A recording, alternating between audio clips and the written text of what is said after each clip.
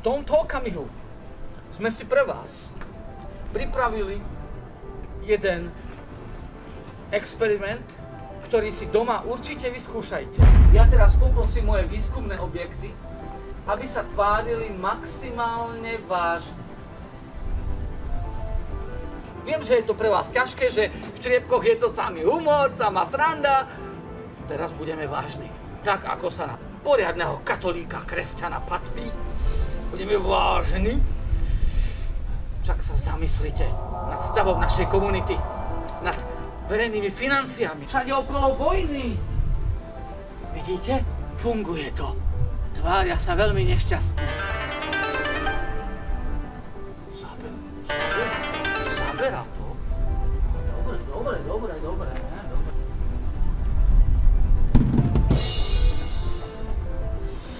A teraz, milé výskumné objekty, prosím vás, poďte sa skúsiť usmiať.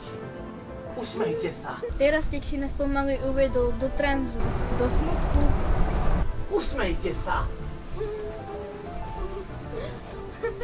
Vysvetlím, o čo ide. V tomto okamihu, keď ty na silu prikážeš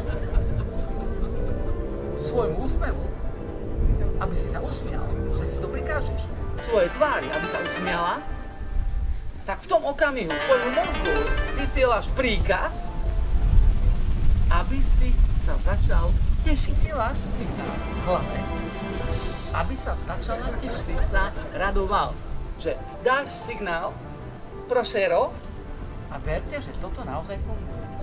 A nevieme, ako sa po romsky povie usmevať. Nevieme.